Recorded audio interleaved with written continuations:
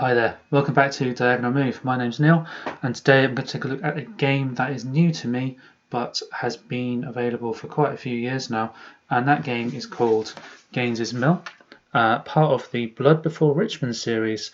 It's a series that covers the American Civil War, something known as the Battle of the 7 Days or the Battles of the 7 Days. Each entry in the series is a different battle. I have print and play components, obviously, but I wanted to show you it because it is a really neat game. It fits on my coffee table, has this fantastic activation system for the units. It's an asymmetrical activation system, and as well as some really cool steps that are actually literal steps. If you take a step loss, you remove counters from your stack of counters, and it's a really visual way of showing the effects of coming under heavy artillery fire, for example. It's really cool. So I wanted to show you it. I will do my best to give an overview of how Gaines's Mill plays. I can't say how the rest of the series plays because I've not played them, but I'll give you an idea of how it plays. It's not going to be a full overview of every single nuance of every single rule. As with many historical games, there are exceptions and then exceptions to the exceptions for certain units and so on, but hopefully I'll give you enough of a feel for the system and the features and how the game plays that you'll investigate further for yourself. With no further comment from me then, let's jump straight to the table and get started. Let's start our look at Gaines's Mill with a quick overview of what's on the map and some of the important features on there. The most important feature probably is the elevation. We have relatively low elevation in large sections of the map here and also here. There's a medium level of elevation in the slightly darker brown, and then at the darkest brown is the highest level of elevation. The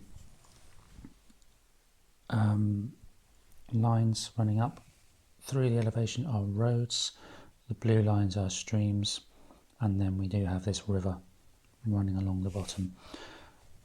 The only impassable feature of the terrain is the river, except where noted on the bridges. There's also some forest as well, and we have a couple or three towns of interest: Old Cold Harbour, New Cold Harbour, and then Gaines's Mill itself. Printed on the board are a number of features involving unit placement. We have the Union forces here, so the starting positions for Morrell is around this area. McCall's units are in this section, and then Sykes's units are along this higher ridge.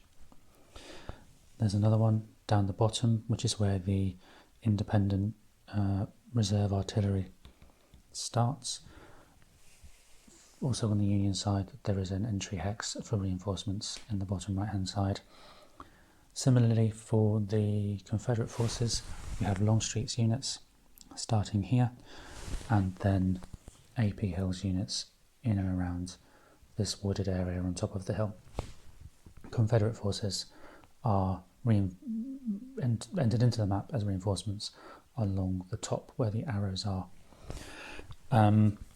Terrain is fairly simple. Everything costs 1 plus 1 should you wish to cross it, except roads, which cost half a movement point, and those effects are cumulative. So if you wish to cross a stream into a forest, it will cost you 1 plus 1 for the stream plus 1 for the forest. Roads, of course, negate that, and it's simply a case of half a movement point regardless of the terrain. One of the really neat features of Gaines's Mill is the activation track for the Confederate forces. You've got a total of 6 divisions that could be activated during a turn.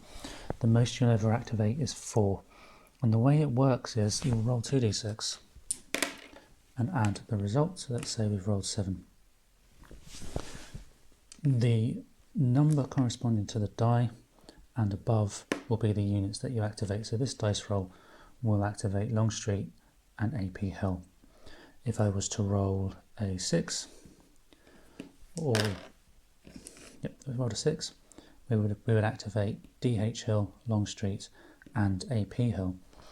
Now, if we were to roll one of these numbers below, the 4, 5, 4, and 3 for Ewell, Whiting, and Jackson, you have to roll the exact number to activate that unit. So if you wanted to activate Jackson, you would have to roll on a 2d6 a 3, and then the 3 would activate Jackson's units, DP Hill's units, Longstreet, and AP Hill.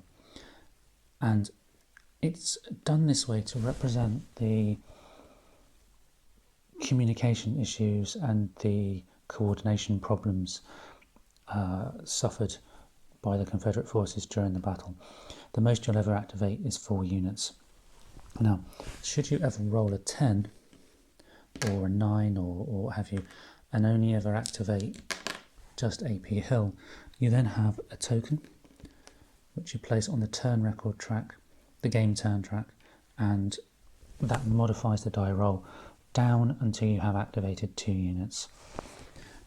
And that lives on the track at the bottom here, should it come into play through only ever activating 1 unit.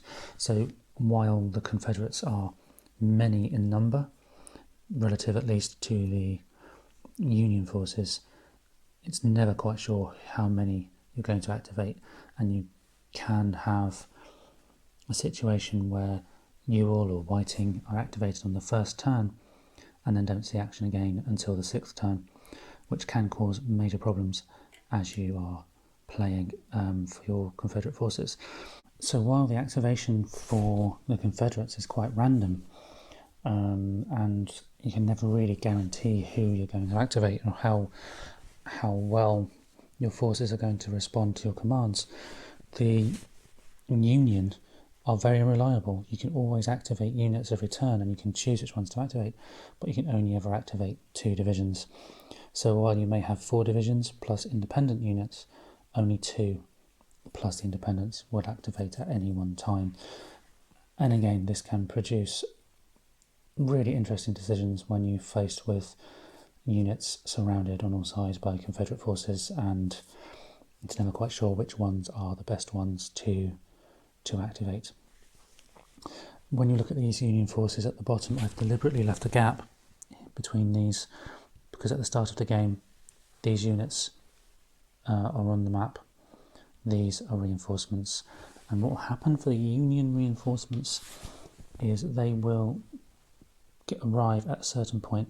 Half will arrive during game turn 3, the other half, including the cavalry, will arrive at the end of turn 4 in a special sequence that happens before the start of turn 5. And effectively, they only have 1 turn to make the difference felt, those units that arrive at the end of turn 4. And the reason for that is to represent the historical final charge or the final push by the Confederates. Turn 6 is a Confederate forces only turn, and they get to attack twice during that turn. So let's take a quick look at the counters in Gaines's Mill. The units are the fairly standard cavalry, infantry, artillery, and we also have a special type of unit called Sharpshooters. The information on the counters, again, some of it will be fairly familiar if you've played hex and counter games before, but we have the unit identifier, which is the V for the 5th Corps. We have stars indicating the morale, movement points, and then what is slightly different about this game versus others that I've played is that the 2 represents not the combat factor, but the number of steps that the unit takes with it into battle. And the steps are these additional counters, and they do just sit underneath the counter like so, and that helps determine its rate of fire plus any damage. And when the unit is damaged, you remove the step, literally a step loss. When each unit will come with a certain number of steps each infantry unit will. Artillery works somewhat differently in the sense that we don't have steps as such. We do have the fact that they're a reserve unit in this instance. Morale, movement points. This is the artillery fire factor, and that is used for combat. Artillery just has the standard reduced and full strength sides. Sharpshooters have again divisional number, the morale, movement points, and then sharpshooters fire factor, which is somewhat different to the artillery. They have a special type of combat, which I'll get to when we play. And then finally we have cavalry. And cavalry have slightly more movement, a combat buff, which is why the morale is in red, and then a number of steps as well. Cavalry don't really feature very much in this particular game, but they are there towards the end, or if Jackson's division can get activated by the Confederates. One final thing to look at on the map before we move into the game itself is these locations marked with a star. The victory conditions are victory point based, and it's based on the number of victory points the Confederate forces can gain. They gain these in a couple of ways. Firstly, they get points for the number of Union steps, so these counters that they can take off the Union forces. Points for the number of unit identifying chits removed from the game, and then points for Confederate forces on one of these locations with a star at the end of the game. They lose points for the number of steps of their own that they've lost, and they have their own grey steps, and whether any of their own divisional counters are lost. And also, should they use an optional re-roll called Lee's Personal Touch, which is the General Lee's ability to override an order. You can use it once during the game, but if you do, you do lose victory points at the end for doing so. And it's very much the Confederates' game to lose. And what will, broadly speaking, will happen is your units will come along here and down here as Confederates, with the aim of encircling the Union forces, who all set up on this ridge. And the Union have to hold that ridge really until their reinforcements can arrive, and try not to take too many losses as they do so. Turn 1.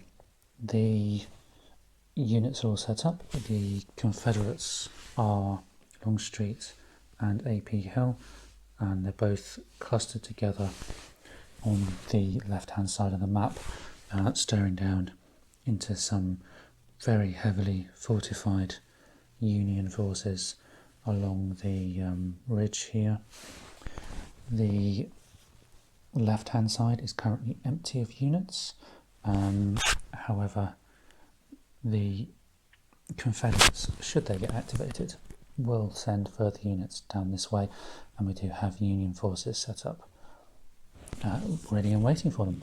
Okay, so the first thing we need to do, there's a few different segments throughout the game. The first thing is the command phase. Confederates always start first, so let's start by rolling 2 dice, adding the total together, and that is the units that activate. Over on the activation track, you can see in the corner there that Longstreet and Hill are both equal or higher than 7 in terms of activation number. So currently we are only activating those units on the map, no reinforcements at this point for the Confederates. Immediately after the command phase comes the move phase. You can do one of 4 things. You can move active divisions, you can recover either active or inactive divisions if there are any units that are on a disorganised or disrupted result. You can withdraw any inactive units away from the fighting, or you can declare a charge. On the first turn, the recover and withdrawal are not very applicable, so we're going to move straight into the move. And the first thing we'll do is we'll move our sharpshooters. They have a movement factor of 5, so we can move half a movement point down the road, and then 1 movement point into this hex, plus an additional 1 for the fact it's uphill. That's where we'll stop for that unit. The Anderson's unit here will move 1, 2, there's a stream, so that'll cost 1 for the stream, 1 for the hex, and then we'll stop. Now I've stopped there deliberately because we are near the edge of the zone of control for the artillery. Artillery in this game are absolutely brutal. They project a zone of control in the 6 hexes around them, as do every other unit. However, you can only move into an artillery zone of control in one of two circumstances. Either A, you move just 1 hex throughout your entire movement, or B, you are charging that unit. And charging is a special type of attack, which I will demonstrate in just a moment. Let's first move the rest of these units. Artillery will stay where he is. I'll just slide these guys down a bit in support of the other units. My print and play components are a little bit on the small side due to the differences in paper size, essentially, between the US letter sizes and RA4, so sometimes the counters are a little bit awkward to move. But this unit here, prior, we will declare a charge with prior. What that means is you identify the unit you want to basically charge into another unit, and then you work out the cost of the move plus 1 into the adjacent hex, and that's where the movement stops, and the charges were then resolved later on in the turn. So we started here, so it's half a movement point for each square, so that's 1.5 or 2, and then another 1 for the fact that we're charging. So he will move from here to here as part of his what's known as the charging movement, or the charge movement. So we finish here. So when it comes to the combat, we will have a charge from here to here.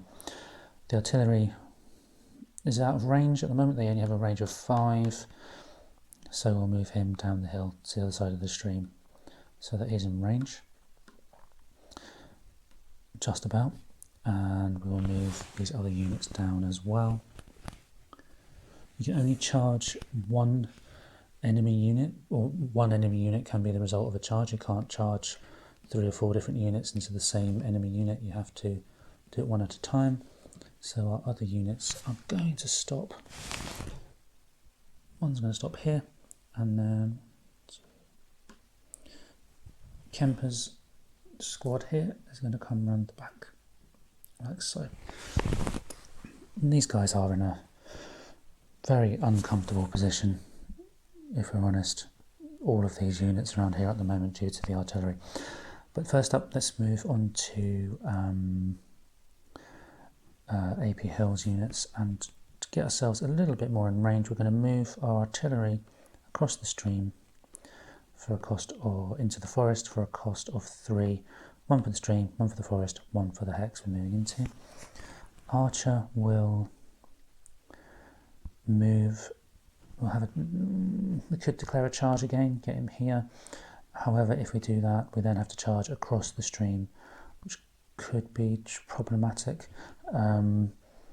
But we'll see how it goes. Once you enter an enemy zone of control, except unless you're cavalry, you have to stop. So that's just for speed. Let's just move him. Actually, let's move him up this way. We'll go 1, 2, 3, 4, and then 5. You can move quite a long way on the road, but not so much off-road as you might think. And let's try and do that encirclement with the others as well. So we have 1, 2 into the forest, and then 1, 2, 3. We'll stop there.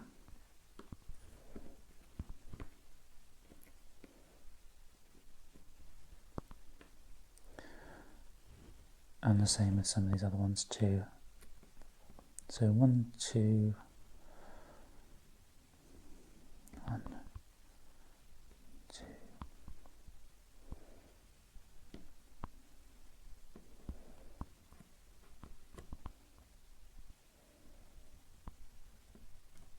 I'll send field along the road. 1, 2, into the forest, and then Anderson I'll send just outside Cold Harbour, so we're in range of rifle fire, or the enemy artillery will be in range of the rifle fire. Rifle fire is a range of 2, unless you're a sharpshooter, in which case it's 3, and then just move him up behind, like so. Not a strategy guide, no idea if this is the best way to deploy the units, but just for demonstration, that's how we'll do it. Moving in then to the fire phase, we have first infantry fire, then artillery, then sharpshooters. Artillery, as I was saying, is particularly brutal, and can actually fire twice, once during the fire phase, and then again later on as well. Union, of course, are particularly challenging because the artillery can fire several times, whether they're active or not. Okay, so let's do the shooting, the fire, infantry fire. At the moment, we only have a few that can actually hit. The fact that we've moved doesn't really matter so much for the regular infantry. So let's say Anderson's shooting at the artillery. And the way the combat works is you have a number of steps to follow. I tend to use the dice to show the numbers. So the first thing you do is take the number of steps. Anderson has 3 steps. So his total step number will be 5. 2 for the reduced and full strength unit counter plus the additional 3. So here's a 5. We then add on the morale, which gives him a number of 7 because his morale is 2. Then, if there is any support, which means any friendly units projecting a zone of control into the thing you're shooting at or having combat with, you add on an extra point for the combat factor. But that's not the case here. There's no zone of control being projected onto anybody. There are adjustments for disruption and disorganisation and whether you're shooting downhill, but none of that's really applicable. So what we have at the end is a fire factor of 7. The artillery that is shooting it, which is this artillery here, has a step count of 2, the full strength and reverse count, so that's its basic defensive factor. We then roll dice, or a die or dice, depending on what's happening with that combat. If you're shooting into the forest, you're obviously not going to be able to hit so easily, so the number of dice rolled is greater than if you're shooting into the clear. If you're shooting uphill, the same sort of thing. So in this case though, we are on equal terrain, they're both on the same elevation, and just 1 d6 is rolled. For the artillery, we've rolled a 6 for a total of 8.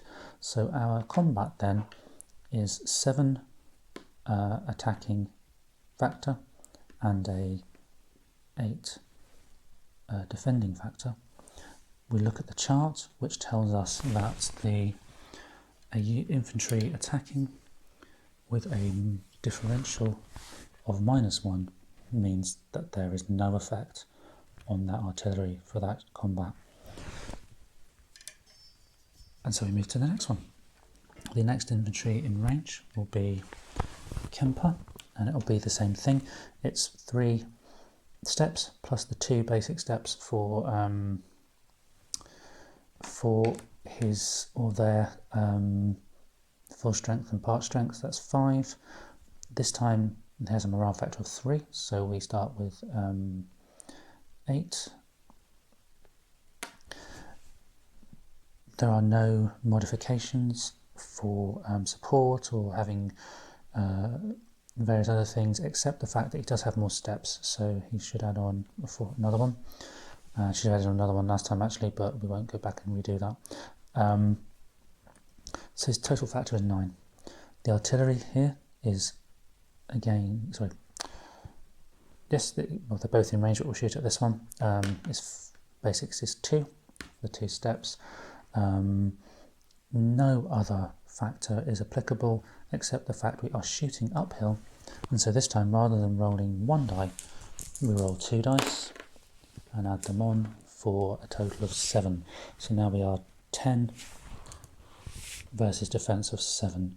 Look at the table, and a +3 results in a disorder result, which is a token placed on the top which says that that unit cannot attack, and you have a +2 should you attack it again. However, because the morale factor, those 3 little stars, if you can just about see them, is 3, it actually ignores disrupts and reduces disorganized. They're just too well morale to take too much of a damage. So that disorganized result moves now into a disrupted result. I won't show you every single fire of every single unit. We would have probably fire again from here and from here.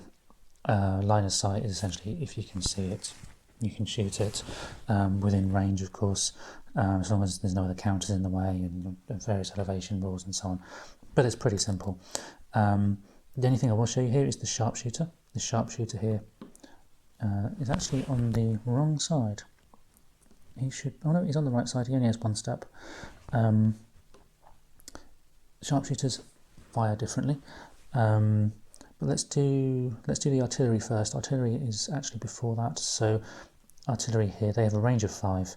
We will shoot again at the disrupted unit, and this time we do things slightly differently. We have a factor of 6, so we start with 6. We add on any support, any greater than morale, and so on and so forth. We have a disrupted unit, so we add 1 for the fact that he's disrupted, and then we roll for the defense roll, and again it's the number of steps, which is 2. We're on the same elevation, so it's a single d6 roll, which is that. So we have 7 versus 7. The differential here for the artillery firing means that a result of 0 is disordered. And this time, because we're already disrupted, that 3 morale point unit does end up disordered. And that means that there is a +2 should anybody choose to attack it before it can recover. Final piece of shooting we'll do this phase for the video is the sharpshooters, which are here, and we will shoot at that artillery. Sharpshooters are different in how they fight.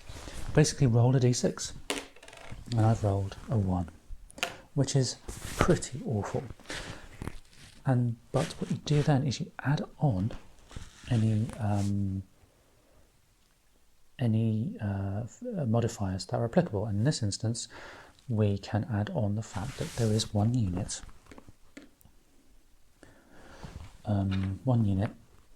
projecting a zone of control. Now, had this sharpshooter unit actually been artillery, we couldn't do this, but sharpshooters are slightly different. We can shoot at that unit and benefit from the buff, so we have a 2. If the unit is disrupted, or the sharpshooters hadn't moved, or were shooting from a forest, we'd have extra buffs. But in this case, it's just a 2, which sadly is no effect. So Confederate sharpshooters didn't really make much difference there. Then we move on to the reactive phase, and this is where your non-phasing, as it's called, player shoots back before any close combat takes place. And they can shoot back at 2 things. Any units that have had a terrible time during the the ranged combat phase and ended up with one of these RF tokens, or anyone that's charging. And the only unit currently that's applicable for this is the charging unit down here. And artillery will shoot using their close combat results rather than the ranged attack. Artillery can fire close combat and fired combat, and that's quite brutal, because normally to use fired combat or ranged combat you'd need to have a space of at least 1 hex. You can't do it adjacent. Artillery are different. They can use quite a powerful attack in ranged fire. That doesn't make sense. Their close combat attack is quite powerful and quite devastating. So the Union artillery then has a factor of 9. That's its baseline factor is 9. We then go through and add on all the other things that we did before. So even though it's close combat, we're still adding on things like morale. So here we have now a baseline roll of 12. We add on any support, whether there's more morale and so on, which nothing of that is really applicable. We're attacking downhill. These guys are on top of a hill, and these guys are not. So we add on an additional 2. We now have a base of 14. It's going to not end well for that cavalry unit, that charging combat unit. And we now have to roll for the defence again. So the basic baseline defence for that charging unit is going to be the number of steps, which in our case is 5. We roll 1d6 and hope for the best. We rolled a 6. So I have 11. 14 versus 11.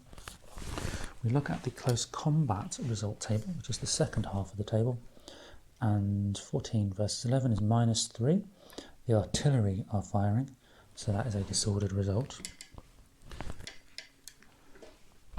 But remember, units with a higher morale ignore that. So they ignore the disordered result. It becomes a disrupted result, but it does mean that the charge stops, because you cannot attack while disrupted. And so that has ended the charge, but that's also the end of the reaction phase. Now we move on to close combat, which is done between units that are adjacent. Because the charge has been prevented, none of this happens at this point. Nobody's adjacent, so we move on to the Union player, which starts back at the command phase, and the Union player can activate any 2 units, any 2 divisions, plus any independent units, the ones without any stripes, within 4 hexes of a division that was activated with the same core, or of any unit if it has the R on it.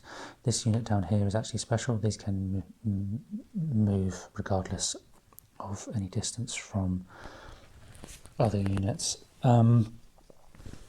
Okay, so two we're going to activate. We're going to activate the yellow division and the green division. Can't remember the exact commanders. They're not printed on the board like they are for the Confederates. But we'll activate the yellow and the green. That's the entirety of the command phase for the Union. So let's straight into the move phase. We will not move too much, except to just slide some of these guys along to make sure they can shoot as needed at the approaching enemy forces.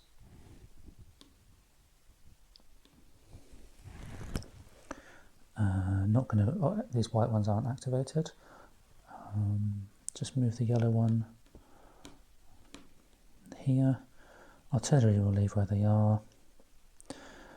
We will use our recovery action to heal this one. Because he's not in an enemy zone of control, disordered can be healed. And we won't move anybody else except possibly these artillery guys here, just to make sure no one's going anywhere with their zones of control and due to the zones of control and so on. This guy won't be able to attack though. Artillery is weak thing with the artillery is if they move more than 1 hex, they cannot fire.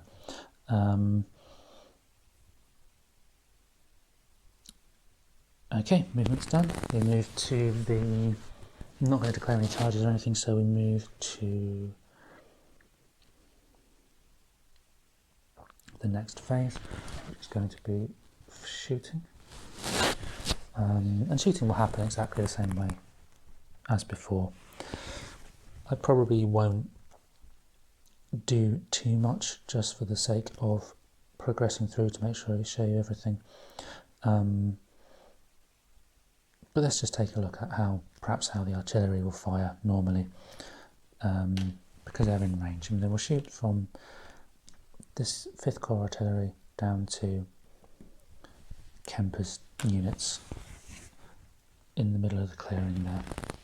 And so as before, we take the base strength, which is 8 plus 3, so this person has a baseline of 11. We're shooting downhill, which pushes him up to 13. Again, nothing else to add in terms of the factors and so on. So our steps are 5. So currently we start off with 5 against 13. Roll a d6 because we're in the open. We knock over all our counters and then add 3 to that 11. That's a plus 4 easily. 8 to 13. Yep, that's a plus 5. So the highest the combat will go is plus 5. I mean, rolled what I was hoping we would to demonstrate how the step losses work, and that is a plus 4 on ranged artillery combat. And we have a result of DC 2. So the defender loses 2 step counters, which means that this Kemper's unit here started out pretty buff, pretty powerful, loses 2 counters straight away and is now much weaker than he was in terms of combat and all sorts of other things. And that's the beauty of the steps. It really shows you in a visual way the effect of coming under that kind of artillery fire. Okay. What I think I'll do now is I'll move to the close. Move on a little bit, move to the close combat, because that is a very important part of the game, and show you some charges and show you some elements of the close combat. I've moved the game on a little bit just to demonstrate combat. So this is sort of a hypothetical. Here's what would happen if kind of situation. So the way combat works is the first thing you do is you resolve any successful charges. So after the reactive, you declare your charge in the move phase, and you move into the position adjacent to the person you wish to, or the unit you wish to charge. You then do all the shooting and the infantry, artillery, and sharpshooter combat. Then you do the reactive phase, where the non-active player gets to shoot back at any charging units or any units labelled with that RF result. Assuming you have any charges left after all of that, they attack first. And the principle is exactly the same as the other type of combat, in that you take the number of steps, which in our case is 5. We've got a very strong unit here attacking quite a weak one, so 5 plus the morale, which in this case is 2, and the morale is of course those stars.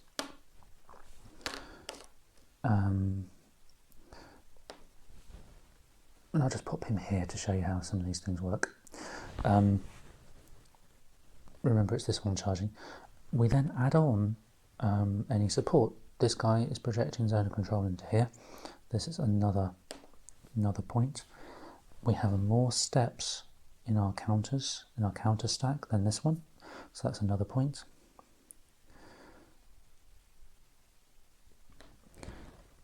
We're not disordered, we're not attacking uphill or downhill or anything like that, but we do add on an additional 2 for the fact that we charged. Cavalry will add on more than that for a charge, so we have a result of 11 finally.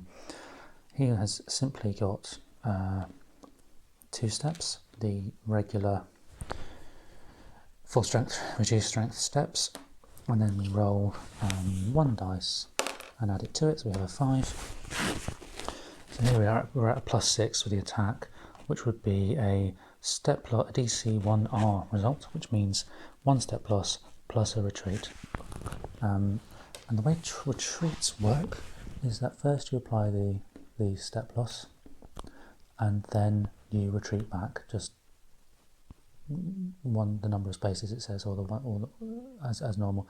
It's just one space in this instance. So we just simply move away from any enemy unit. Now, if you can't do that, let's say that we had a unit here. It's a step loss for zone. What's here? Step loss for zones of control. So we'd lose another step here, and that unit would be eliminated. Now, when you do have a unit with very little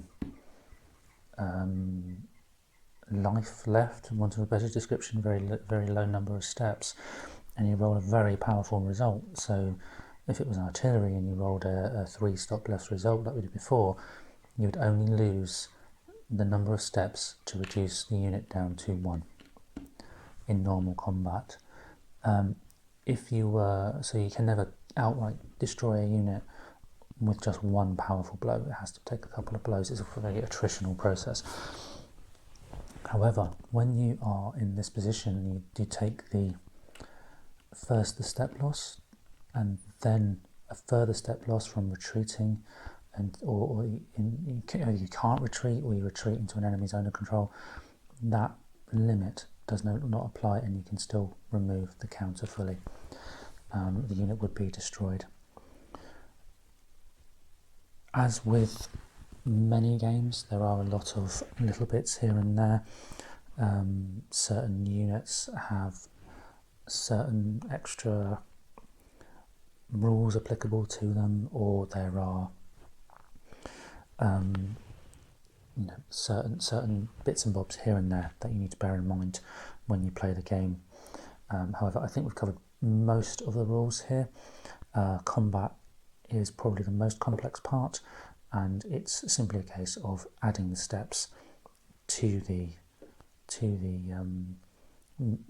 modifiers and then rolling the dice, and the difference is what you look up on the table. But it's a great game. I like the stack of steps and how you can have such a buff unit 1 minute and then nothing the next. It's a really nice visual way of representing, the risks of charging into artillery fire, shall we say.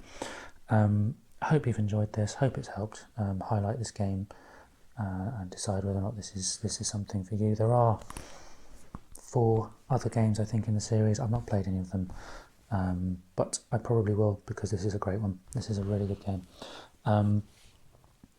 That's it from me. I've been Neil from Diagonal Move, and I'll see you next time.